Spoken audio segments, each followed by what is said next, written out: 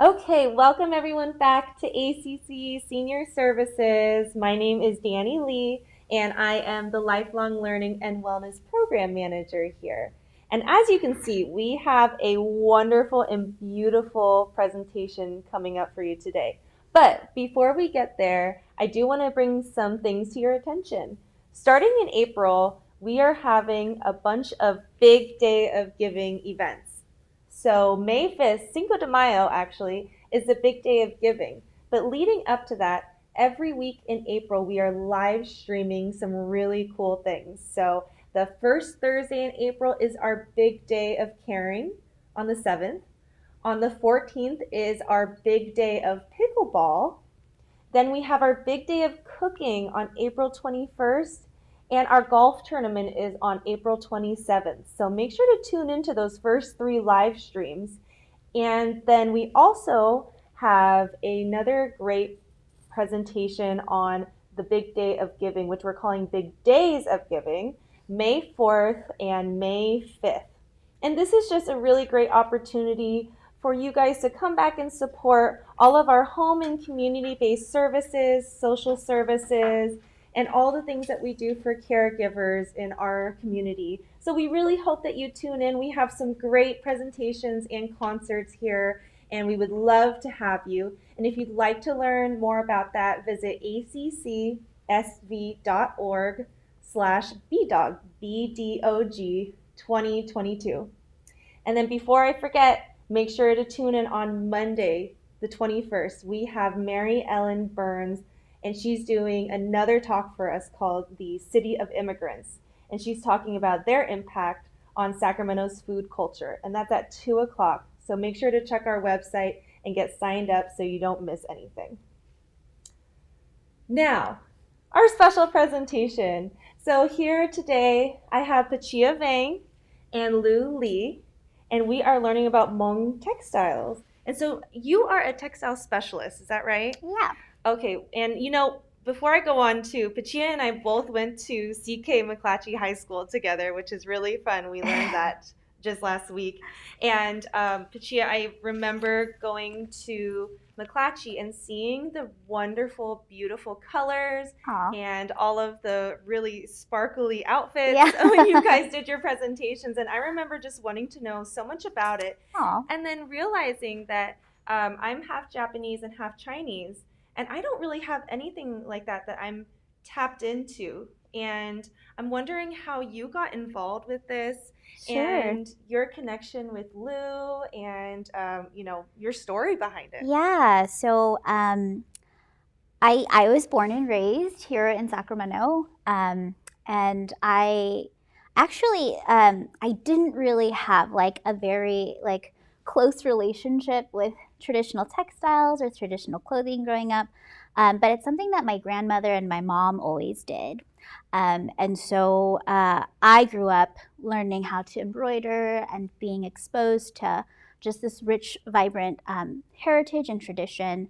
And as I became older, I started appreciating it more and just seeing the value behind it, and really beginning to understand how it's not just cloth or clothing, but how it carries so much history and weight behind it. It's something that Yes. the Hmong are people of diaspora, so we live in many different parts of Asia and Southeast Asia, and now in the US and in the West.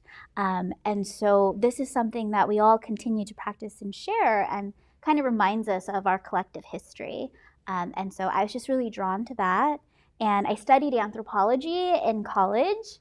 That's perfect. Yeah, and so, it was just something that I gravitated towards, something I became very interested in understanding on a deeper level, and something that I'm continuing to do today. Yes, absolutely. And vibrant is the perfect way to describe all of this. And do you feel like anyone else in our generation, in your culture, in your society, really do this as well? Or Yeah, so I mean, it's still very popular within the community, and so I continue to embroider and to make textiles, kind of with my own spin on it, which I'll share later.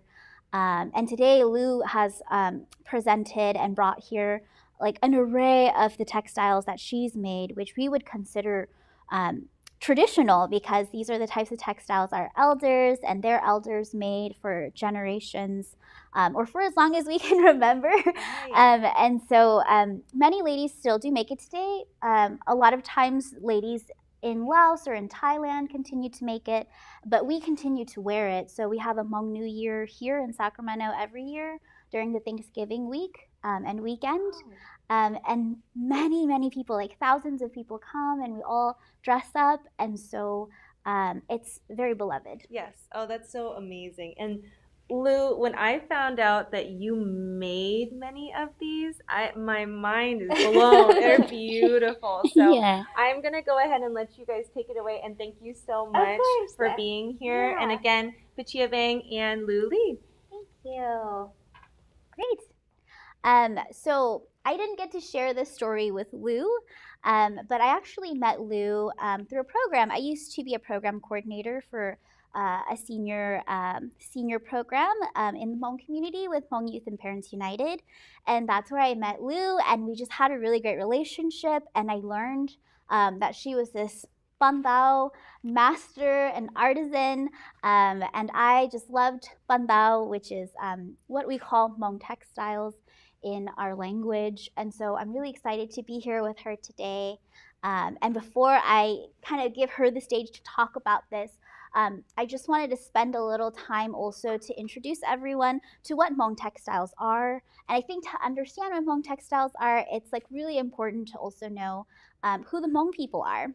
And so the Hmong people are an indigenous people to China.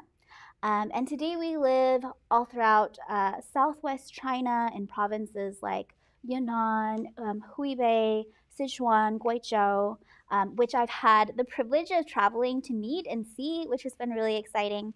But I think more commonly, we're known as coming from Thailand and Laos, and we've really migrated from China historically down into Southeast Asia, where Lou and my family, we're from Laos. And we came here after the Vietnam War and the Secret War in Laos as refugees. And my family resettled here in Sacramento. And so being all throughout the world, like I was saying, because now we also live in many countries like Canada, Argentina, Australia, France, and of course the US here. There's about 100,000 of us here in California. We continue to remember who we are through the clothing that we wear and through the textiles that we make. And so I wanted to just give this chance to Lou to kind of talk a little bit about herself and her work with bandao, or flower cloth, which is Hmong textiles. Okay, so she's going to speak Hmong because she's more comfortable, and then when she's able to speak English, she will, but I'll translate.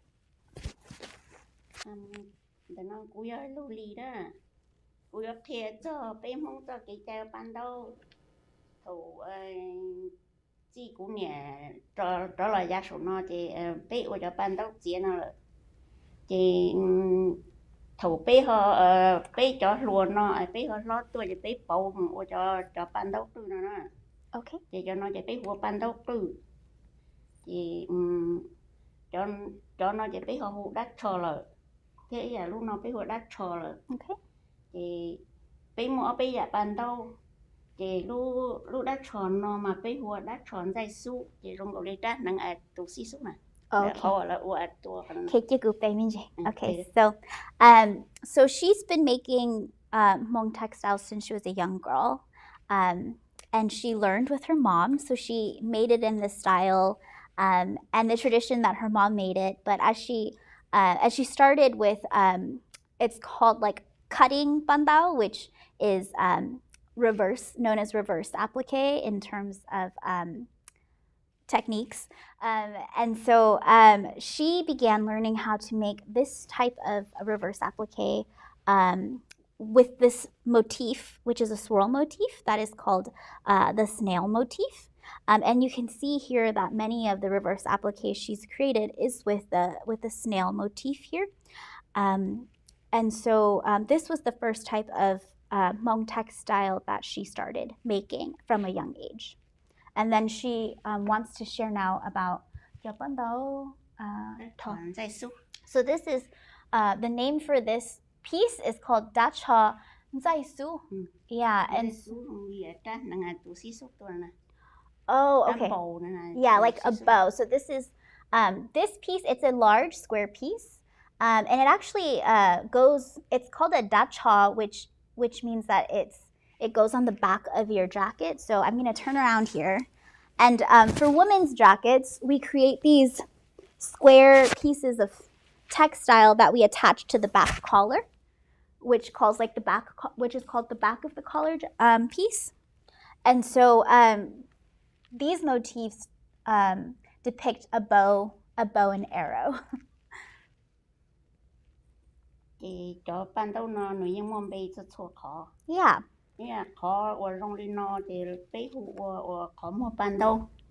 So yeah. So she's saying that like there's many different names for these motifs.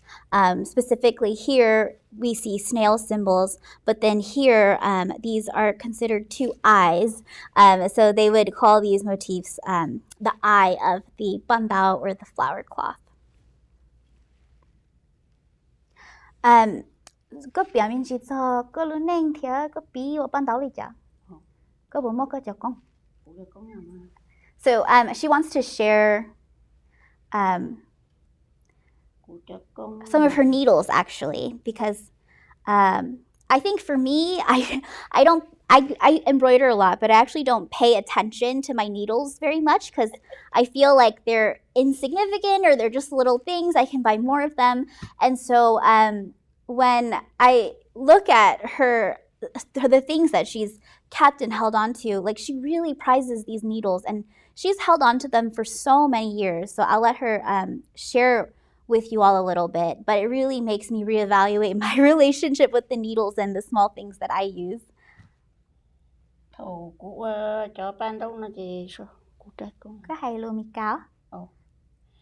Before I made that spandau, I used a little tiny needle like that and do this spandau. Every time I do it, I don't have time to do, but I had to work and go to a rice field, and I have break time. I just work that one before I single, but that's where I married. Then before we came to the Thailand, 1976, I made both that one. But that's what I made in Laos. I made both that one. But that one I cannot work. I finished that one and go marry my husband. I don't work. So so these needles, I think these needles here, she actually used to create some of these pieces. This piece was created in Laos in the early 70s. Actually, these two pieces, they're belts. So how you would wear it is you would actually attach sashes to the end, and then you would wear it around your stomach here as a belt, over your clothing. And she made this very early on. She was telling me about it before she was married, and then after she got married, she actually made these two belts here. And they're just really exquisite pieces of reverse applique. Before I was single, I made this one. But somebody say, the people say, oh, you're a good worker. You made this one. My husband said, I will marry you. You're a good worker.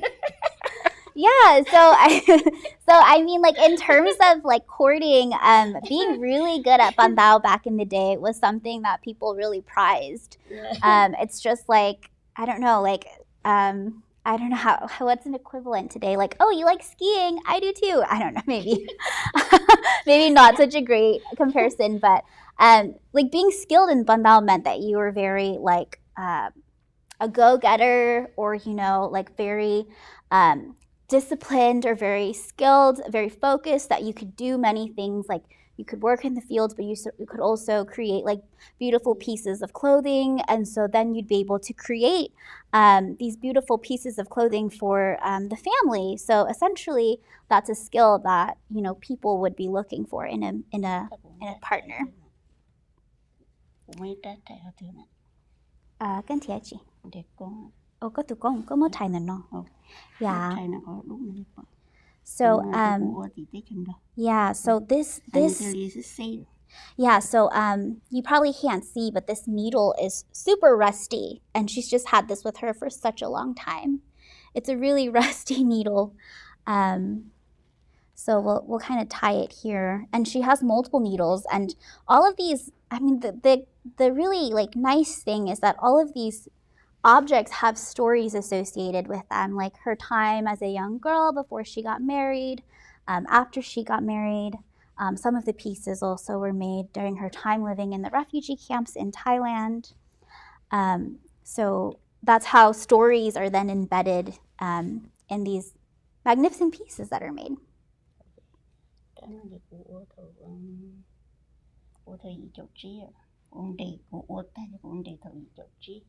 Yeah, so this one's from 1985, this next needle. Great. Okay. So, it's easy. 92?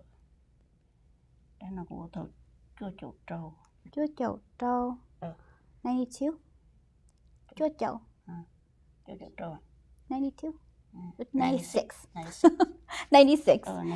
So, okay. Oh, okay. So she's actually attaching the needle to each piece that she made. So this needle she used in 1996, and she made this extravagant hat here. Oh yeah, she used 3 needles to create this hat, which we call now a princess hat. So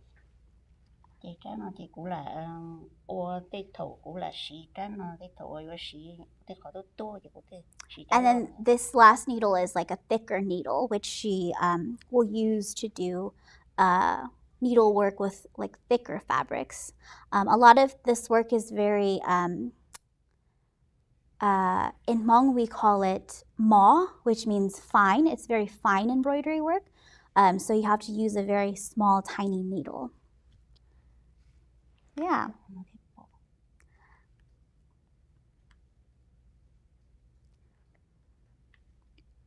So today we're going to be talking about the 3 different types of bandao that have traditionally been made among the Hmong in Laos and the Hmong in the U.S. now.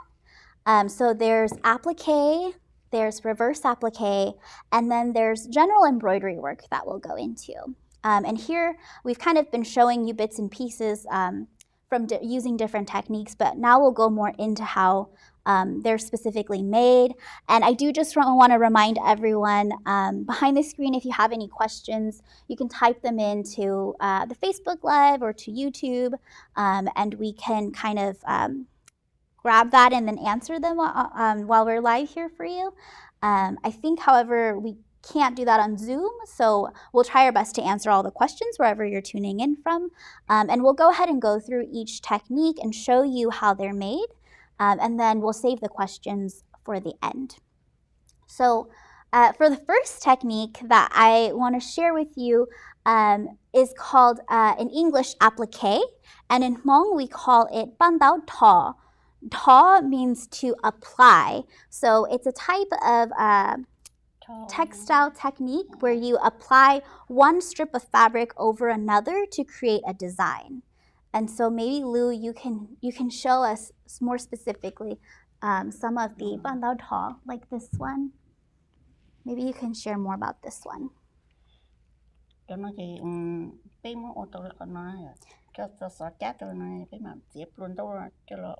Yeah, so this is like a super tiny version that she created. When did you make this? 1979. She made this in 1979. It's really fine. Like you can see, it's just the size of my palm here. And here she's prepared a larger version so that she can show you how it's created. So appliqué is a type of quilting. Appliqué itself is a French word, and it essentially means to apply. And so what we would do is to create these designs or these shapes, we'd first create a grid and kind of sketch them out with thread onto fabric here. And then after we have the image sketched out, and you can see there's some lines here that are also sketched in to the cloth itself. Let me pull it up a little so you can see. There's a grid that's been created here using the needle, and then she has actually gone ahead and created like an outline of what the design will look like. And now when you have that covered, then you can move on to taking strips of fabric and applying them on, which she'll go ahead and share with us. Okay. Biết khe. Khe nón đấy. Khe khano. So she's going to go ahead and prepare the fabric. This is actually a great example because it's replicating this design in this smaller design with using like a blue backdrop as the fabric base, and then applying like pink, or we would call it red, pieces of fabric on top. Pink and red in our language get intermingled a lot, especially when it comes to textile and clothing. And you'll notice actually that a lot of these textiles use pink and green or red and green. And that's also very symbolic. So the red and the green colors represent our diaspora out of China, because when we left China, we crossed the red and green rivers. And I have a very interesting story about that because when I was younger, I always thought it was just a fairy tale that my elders would tell us. But actually, when I started traveling and I went to Vietnam, I realized that they're actual rivers, and that the Vietnamese border bordering China is actually created by the Red River. And so they have very distinct places, geographical places associated with them. Okay. So here, she went to go grab some thread. So here what they do is they'll actually just take a piece of fabric and then they'll de-thread it, and they'll use thread from fabric to sew with. And my grandma used to do this all the time as well. This is a type of polyester. So in the past, we would use natural fabrics like hemp and cotton. But you know, like within the last 40 years, we've been really attracted to these super bright colors. And so we've really like transferred a lot of our work into more polyester synthetic fibers.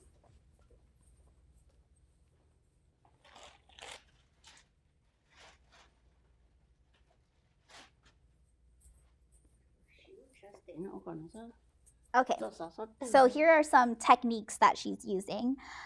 Because she's going to use this thread, it's not like super well woven or stuck together. There's some like it's loose. So she's using chapstick.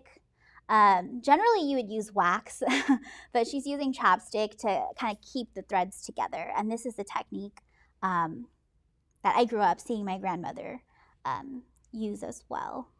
So she'll go ahead and pick a needle now.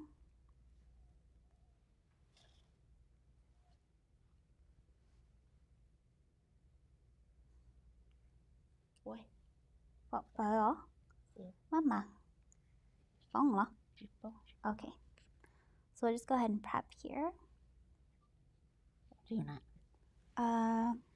don't know. Oh, it's right here. Yeah, it's right here. Okay. Okay, so let me help her thread this. So these holes are very tiny.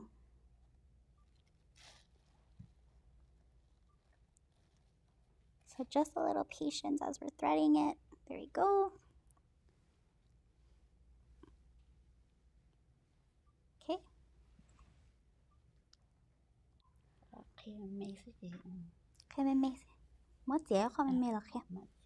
Okay. So here you see that she's just using scrap fabric. Applique actually is a really great way of repurposing fabric or using scrap fabrics to create really beautiful designs. So if anyone is interested in zero waste fashion at all, with using the least or wasting the least amount of cloth and creating clothing, this is really a method of not wasting anything and of using everything to the best capacity you can.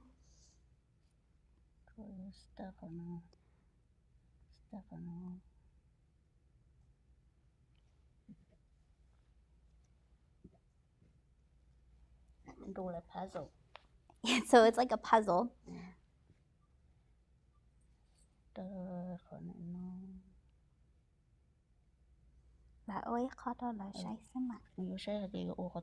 Oh, okay. Okay. So she found her right spot because it's definitely a puzzle. As you'll see, it's on a grid, and so very much like a puzzle piece, you have to make sure that the pieces will fit correctly or you're starting in the right place. I do much more embroidery work, cross-stitching, which I'll share a little bit later here. But even with something that looks quite simple, it can become very difficult if you don't understand the pattern well, because if you sew one stitch incorrectly, the entire pattern is wrong, and you'll have to undo everything. Yeah, so what she's doing now is mimicking this design over here. So that's what she's sharing right now. So essentially what she's doing is sewing down. She's folding and sewing down the pieces of fabric over the right parts of the design.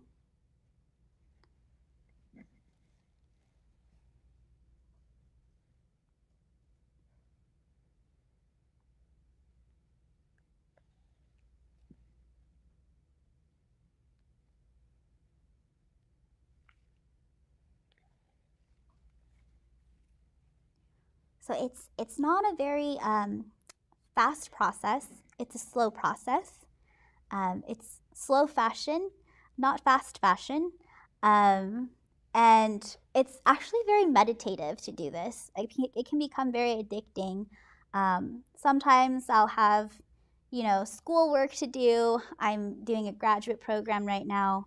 But I'll be sewing and I just kind of want to continue sewing because it's so relaxing.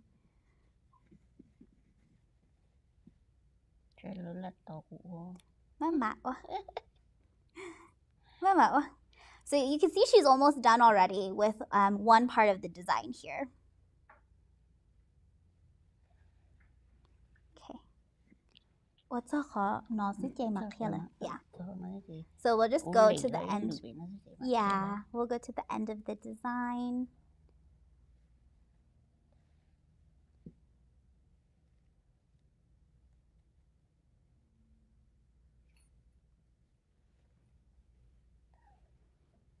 I think that's good.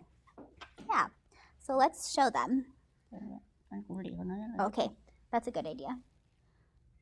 So the design it's using like strips of fabric, but you're kind of dragging and turning the fabric as well.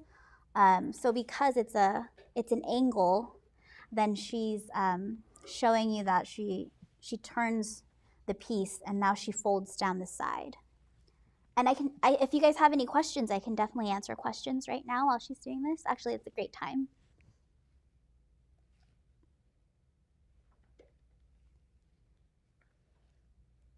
Would Hmong men be taught or only women? So generally, I think both men and women learn how to embroider, but it is more often done among women. It's a woman's craft. But even today, like both men and women are interested in learning. Yeah. So let's show. So maybe you can zoom in on this, and I'll kind of explain it. And I'll hold it up too, so you can see. Okay. So here she folded and stitched down this top, the side, and then she dragged the fabric over and stitched down a little bit, kind of coming over here to the right, and then she folds this piece down like that. And as she continues, eventually she would also fold this side in to create like a very clean, sharp line. I can't really do it very well in this angle here, but essentially it would be folded down like that. And this exact design, I believe, is this piece here, is this design. So maybe I can pull it out. Yeah. So it's this design here. And so there's many additional processes that would be done. That's just the first base. You would create all of the red lining, and then afterwards you would sew like a really thin green lining over, and then you'd add all these extra details like the flowers here. This motif is a pajao, or a flower, like a mustard green flower. Among other groups, this little design here is a flower. These are triangles. And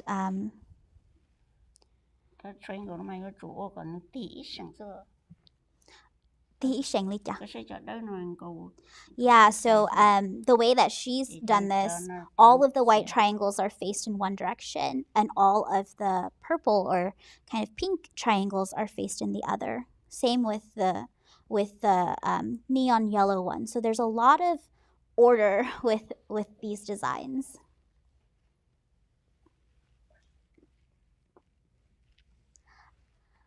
Do you have a very popular common design, such as animals, elements, people, and flowers? Yeah, we do. So like we were kind of talking about earlier, we have the snail design. So these swirls are very popular. And maybe I can pick up a darker color so you can see it better on screen. But when it's just one swirl, it's known as a snail. And then if it's just this one snail here, that's just one snail. But if it's a double swirl, that's considered a double snail. And then when they're placed together in 4 pairs, it's in Laos, they call it an elephant's foot, because there's many elephants in Laos. But in Vietnam, they understand it as 4 people around a fire or around a hearth, like in a home. And in parts of China, they interpret this as the head of the golden pheasant, which is a revered or sacred animal, very similar to how chickens are sacred among the Hmong people now. They're not really sacred in a way where they are like a worshipped animal at all, but they're just sacred because, you know, they're always with us. They're an important part of our culture and our livelihood. Another question is, would Hmong people decorate with loads of gold jewelry, or is the design the main staple pieces? So we mainly wear silver, and silver is super prominent. And so Lou right now is wearing coins on her. She's wearing this belt, and she's attached coins. I have these pieces that I've made here, which have coins as well. And so in this way, the Hmong in Laos and America, we incorporate silver in this way into our clothing. These are actually like old French Indo-Chinese coins that went out of currency, and so many of the ethnic groups started adding them onto their clothing in Southeast Asia. And in China, we have these like super elaborate silver necklaces and silver headdresses. We also have very big silver necklaces in Laos, but we didn't bring any today. Are these designs worn for daily use or more for special occasions? And so that's a good question. So for example, in a traditional Hmong Lao outfit, it's not like an everyday outfit, that's a better word. People would wear very like plain clothing. In fact, it would be very similar to what I'm wearing now. So you just wear like a black jacket.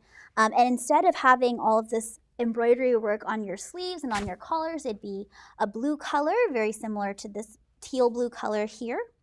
And so when you have events that you would dress more formally to, that's when you would wear pieces that are adorned with embroidery work more.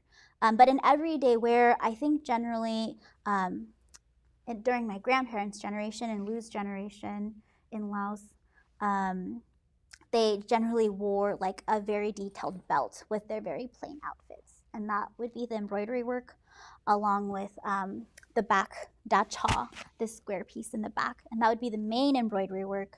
And then very extravagant embroidery work would be reserved for special occasions. Another question is, do I think that the newer generation will continue with traditions? And I definitely think they will, at least for my generation and possibly the generation after, because there's a revitalization in appreciating one's culture and one's heritage. And I think people really like see this as a symbol of who we are. They use the motifs in many different ways, like they put them on t-shirts, on bags. I actually have a bag right here. Another thing is, you know, there's many Hmong people. There's actually 10 million Hmong people in the world. And that's larger than some countries, but we're dispersed everywhere. And so this is such an important part of who we are and how we remember our history. So this isn't hand embroidered. This is actually machine embroidered. When I traveled to China, there's loads and loads of stores that just carry like tons of machine sewn bandao. And so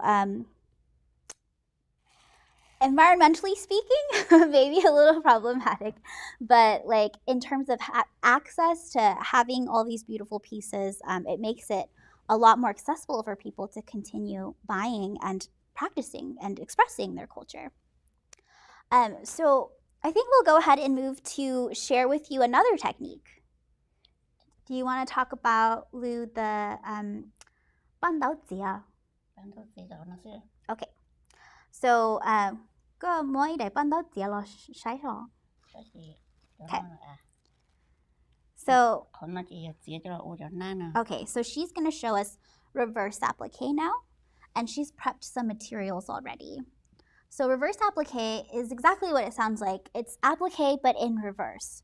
So it's applied also, but instead of applying like strips onto fabric to create designs, which is an additive technique, this is a subtractive technique.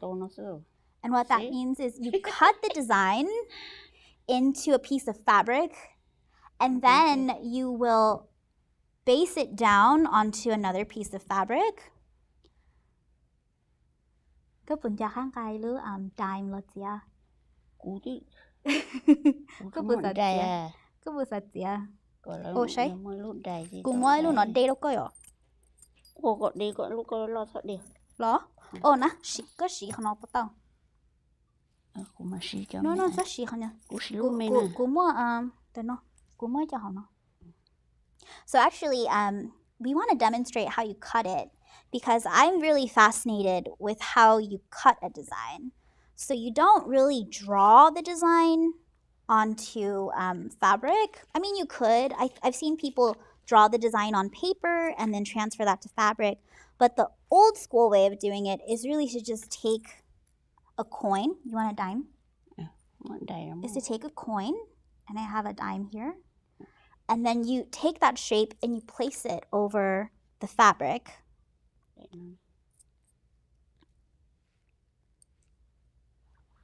And then you essentially just cut the fabric out. So if you can zoom in on what she's doing, it's really cool. So first you cut out a piece of cloth according to the size you'd like it to be. Generally a square shaped piece of cloth.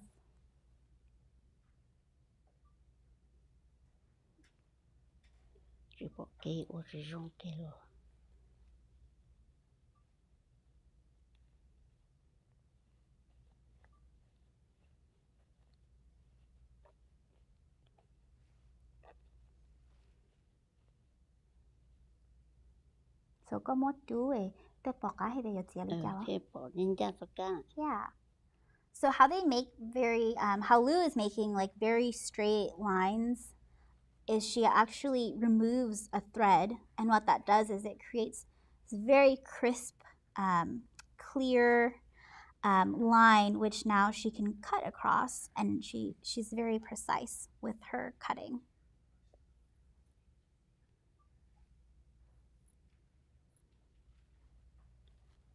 So now she has the piece cut. And so now what she's doing is she's folding it. So she's going to fold it into fours diagonally. And it's a little off, I think, but for the purposes of the demonstration, it's okay.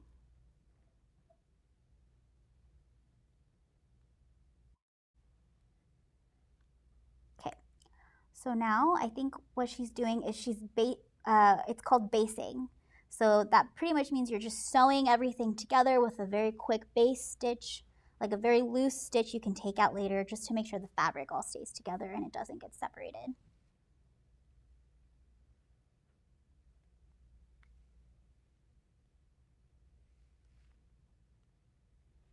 Did we have any more questions? I don't know if I missed any. Can I elaborate on the headpieces and also what shoes you would wear? So while she's basing this, I can answer that. So there's many different headpieces. Lu's wearing a headdress now.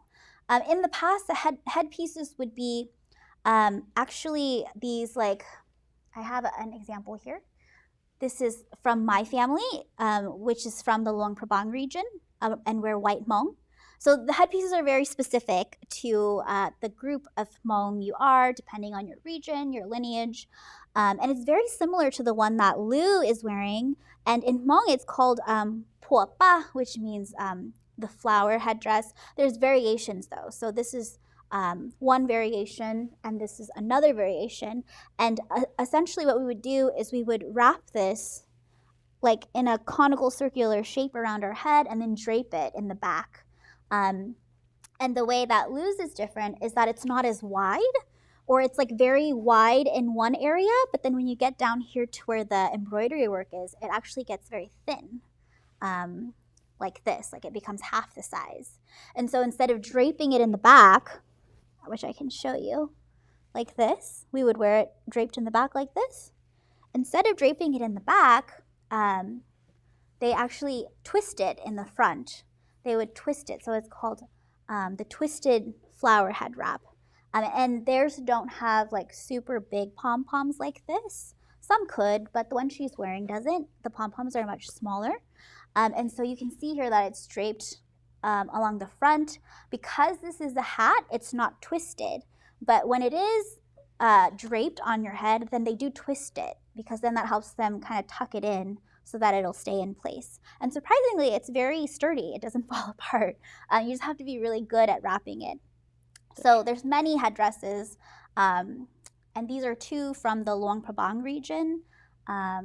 Lu is actually, her family is from Udam Sai, which is a little north of Luang Prabang, which is in northwest, northeast Laos. But she's actually going to show you now how to cut it. So let's show. So I just want to show you. So she's based it. Great. She's based it, and now she's going to use this dime, or this dime-sized coin, and she's going to place it here, and she's going to follow the outline and essentially just cut out a swirl.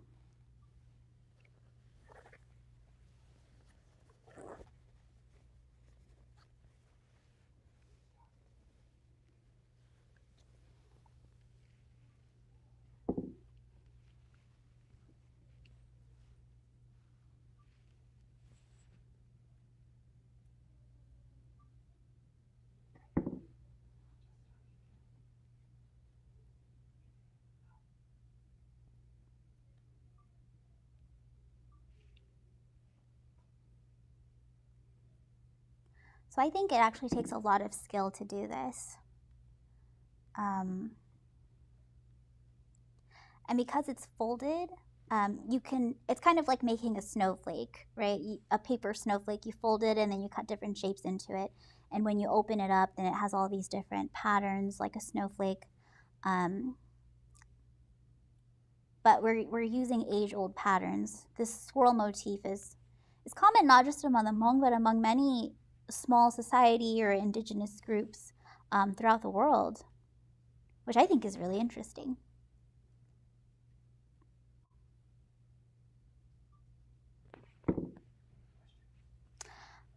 Okay, what footwear is appropriate? So you could wear any footwear you want. I think probably like back in the days, people wore sandals, obviously. If you're making your own footwear, sandals are really easy to make. They're also readily available. And then if nowadays, like generally when I wear Hmong clothes, I wear heels or boots. Some people wear tennis shoes, flats, really up to you.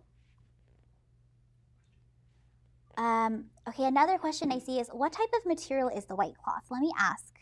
Paulo, dyan tao nói, dyan tao china. Dyan tao đỡ nó nè. Okay, bù môn bè, bù dyan tao ba là gì, dyan tao. Tao đỡ so.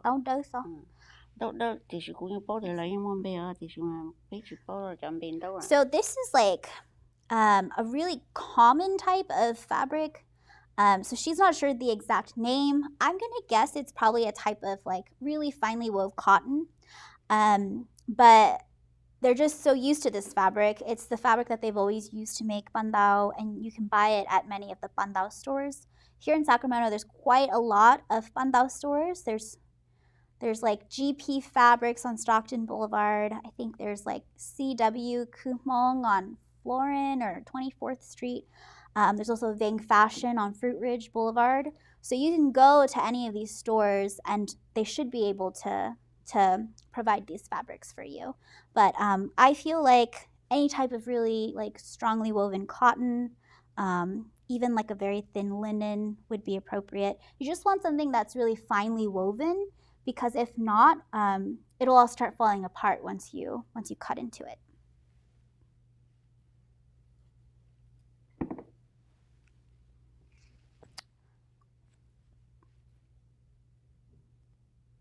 So while we've been talking, she's actually cut out 3 snail shapes. Okay.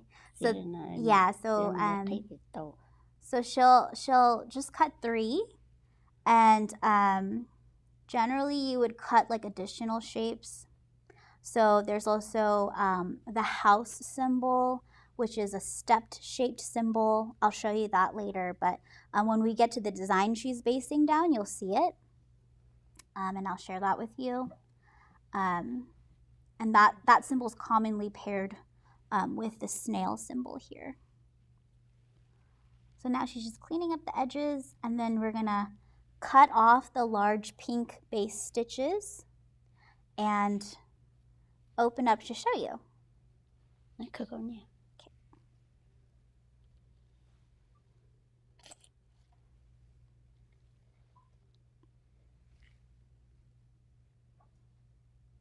So you can see it's just really easy to pull out. She's just really like lightly pulling it out.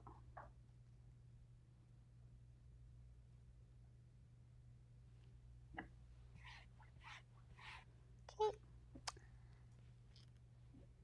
So I see another question asking, do you use certain colors or design for specific celebrations such as weddings, funerals, babies, anniversaries? Yeah, great question.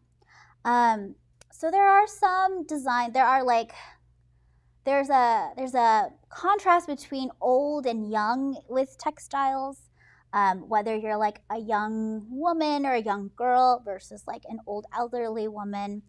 So there are some design differences, and especially like the more, I don't have any here, but there are designs that are considered like old designs, meaning they're for the elderly to wear as sort of like protection symbols in old age. which would be assigned to them, or like specific types of designs that are wore as for funerary customs or rituals on your funeral bed, for example. And bandao play like a very important role in the funeral process, in marriage processes or marriage ceremonies, representing like different families that are coming together, and sort of being a material object that you would take with you. So our traditional beliefs, we do believe that each person has 3 spirits. So one spirit would be reincarnated, one would return to the ancestors, and one would essentially stay with the body until the body decays back into the earth. So it's really important that in these processes, for example, only natural cloth is put into the funeral bed with the person, because we don't want, and so any of these like very brightly colored textiles we would not put with a person in their funeral bed, because it's not going to decay properly, and it needs to, so that that 3rd spirit or soul can be released. It's also, so for the spirit that's going back to meet the ancestors, then it's a way to recognize your ancestors. And generally, people will create textiles and gift it to one another as something for them to wear in the funeral bed, so that when you meet them again in the afterlife, you can recognize each other by that piece, in case you've changed a lot with old age. Question. Is there any significance between the snail she's cutting compared to the snail on the black dushi? I don't think there's any difference. So it's just the number of snails. Snail patterns with this, right here. So the snail patterns are generally counted, like if this pattern has like 4 snails, or if this pattern has 5 snails. And generally, like the more snails you have on a pattern, the more impressive it is, because it's harder to create more snails. You're cutting more, and it's a more difficult pattern that you're creating. So the black dushi, I believe you're referring to this belt here, possibly. So she made this piece when she was young, and when she was still able to see really well, and her hands worked really well. I can tell you now that with sewing, your hands start to cramp up a lot. And in fact, my grandmother had Alzheimer's in her old age from all the sewing she did. But you see here, I think she counted to me the other day 18 snails, and this one has 1, 2, 3, 4, 5, 6. Is that correct? 4. Yeah, so this has 12 snails, 18 snails, and then the one she's sewing now has the 8 snails, or the elephant's foot with 8 individual snails, but 4 double snails. Okay, so I think I see more questions. So what Lou is doing now is basing the design on, and once she's done with that, we'll share a little bit more what that looks like. But I'll just answer some more questions now. So one asks, are the materials on display hand sewn? Yeah, mainly everything here is hand sewn except for this purse that I was talking about. Other than that, everything else here has been hand sewn, with the exception of possibly some being finished with like machines. But the embroidery or the technique itself has been hand done, because you can't really do this type of technique on a machine. It's just too fine to do. What is my relationship with Lou? So Lou is actually a friend of mine. I call her Auntie Lou, or Pao Lou. And we met about 2 years ago. And so I was working with Hmong Youth and Parents United, which is a local nonprofit in North Sacramento. And we decided that, you know, a lot of the elders, they don't speak English very much. They're home all the time. Because they don't speak English, it's hard for them to have access to a lot of stuff happening in the community. And so we wanted to kind of create a space for them to come together and spend time together. And we were able to put together a small health program for the seniors in North Sacramento. So we had about 15 seniors coming, and we would do different activities like arts and craft activities. We'd have conversations. We'd cook them healthy meals. They'd prepare healthy meals too for the group, and just have a fun time, go on field trips and stuff like that. It was like really fun. So I was heading that program for a while, and I became really close with Lou. And before I even discovered that she just had this magnificent skill with flour cloth and bandao. It's okay. She keeps coughing, but good about day. Okay.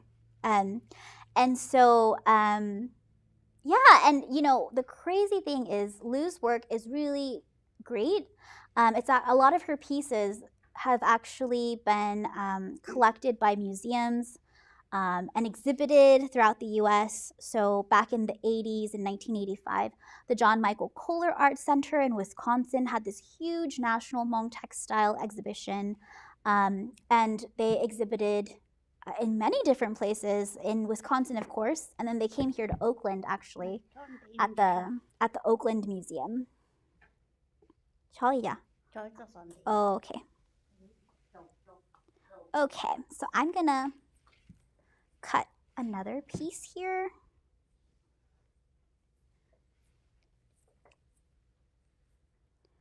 And this recording will be available on YouTube. So you can definitely refer back to it later on as well. Okay.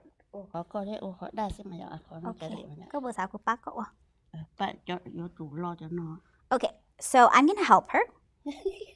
So I'll show you my skills. It's a little hard to do like flat because you just kind of want to hold it. And I'll just go ahead and do that. So what we're doing is we're basing down the design because we don't want any parts flying out or flying up. And I just do this like in a very like simple way. Okay. So I'm just following the shape and then basing it down. And then they get So essentially what we would do is we would do the whole design. For the purposes of time, we'll just move on to the next step, which is basically what you would do is you would fold the sides of the fabric in. And I'm still perfecting my technique on this, so I'll have Lou show you. Okay, come up here. Okay.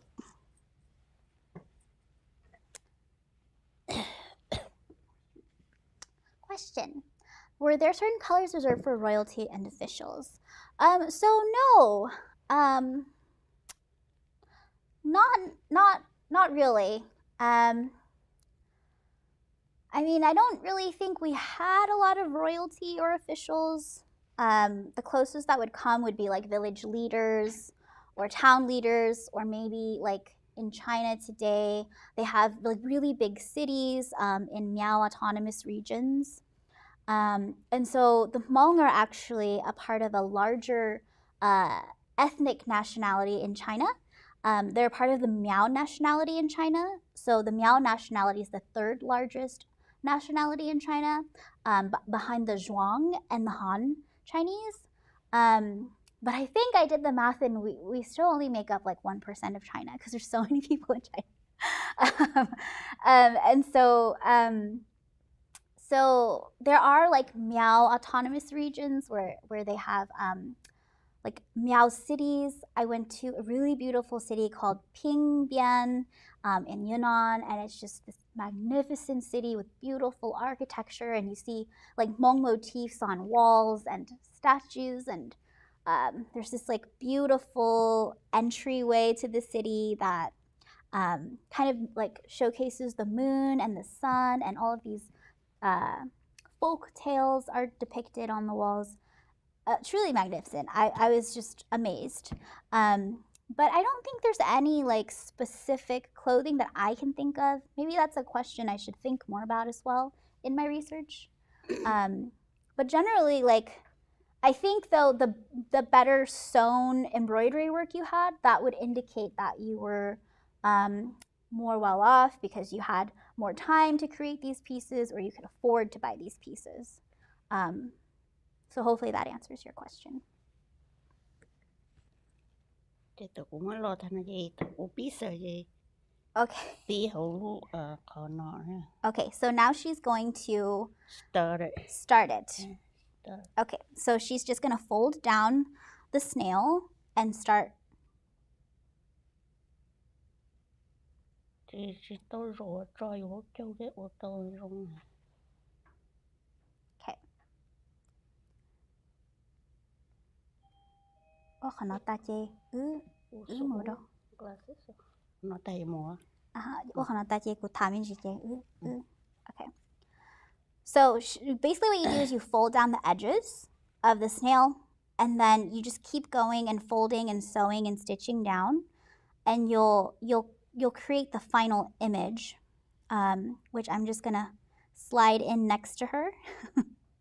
But it would look very similar to this piece right next to her here. So as you can see for this piece, the edges have been folded down really neatly and sewn around, and then additional decorations have gone on top, like embroidery work on the inside of the motif, embroidery work around, and these here are actually like water, I don't know what we would call them, like yeah, like water torpedoes or those swirls in the water. I don't know if there's a right word for it. Ocean. Whirlpool, yes. I don't know the name. Water whirlpools, yeah. So as Lou's doing that, I just want to share with you also the last technique, which is embroidery. So there's lots of different embroideries. The main embroidery that we do is cross stitching, which I mentioned earlier. Okay. Okay. Okay. Yeah, so the main embroidery we do is cross stitching, and I went to a cross stitching or a Hmong textile workshop once at the Hmong National Development Conference, and this woman had this like really cool display of how you would create textiles. So essentially you work on a canvas that have holes like Aida cloth for cross stitching, or this could just be a loosely woven cotton or linen. And then you would use the holes and you would create an X between them. So you'd start pull 1 here, go down 2, 3 here, go down 4, and that's the basic fundamentals of cross stitching. And you would use this cloth, so you can see here I've already started this tiny X here. But essentially what I would create is this final piece, and this is the house symbol that I was speaking of. So you can find this symbol in other areas too, like right here. You see it right here in the middle. Okay, and you see it here in the hat too. So this specific is repeated in different ways.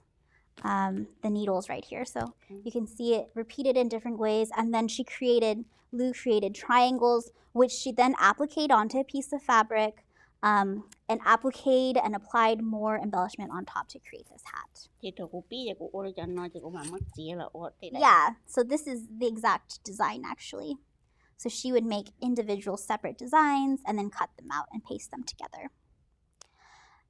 And so I love earrings, and so I own a small business called Culture Through Cloth, and I've created like this array of earrings just from one design, which is really fun, and I sell them on my Etsy shop, but I'm a graduate student now, so I'm not actively selling. I think I'll start up again in the summertime. But I do have like a DIY kit that you can purchase. If you are interested at all in learning how to cross stitch, you You can also just go to the store and buy your own materials. And I've opened this little kit already so that I could give one of the coins to Lou to cut with. But this kit teaches you how to make this little keychain charm kit here. So this is an older one. I made this about 2 years ago. So it's a little rusty, but essentially once you learn how to make this, then you can make it in different designs. You can add different embellishments to it. Here's another variation of what I've created. Okay. So these are the main and the 3 techniques used to create bandao. And actually Lou brought here this book. So if you are interested in learning more, she's published in this book. It's called Hmong Art Tradition and Change. And she's had this book since 1985. And I have my own version as well. But it's falling apart because it's so old. But she's in here. And let me just show you a picture of her work right here. So she made these pieces here that she's and this was exhibited, like I was saying earlier, at the Oakland Museum back in the 80s. And the very cool thing that connects Lou and I again is that I'm actually having an exhibition with the John Michael Kohler Art Center. So hopefully sometime in 2023, this exhibition will be coming out on Hmong Textiles again in Wisconsin. And I definitely encourage you all to follow me on Facebook. I'm active on Instagram. Save my website into your bookmark. It's www.culturethroughcloth.com. Lou has also been creating like these really wonderful face masks. And so I'm going to be posting some of those in my shop through the website this weekend, and you can purchase them to support her handiwork as well. Do you have anything else to say, Lou? Cái bây giờ hay chỉ được để hai lúa món là hay tàu. What they go rong share rồi ở tụ có bên gai bây giờ ban đâu được khen rồi, tại vì nó bây giờ ban đâu mong đầy cười. So she's really happy to be here today. She was expressing to me that, you know, like growing up, this just seemed like everyday things, like nothing special. So it's always great to see people have an interest in it and really prize her work, which makes her really proud. So thank you all.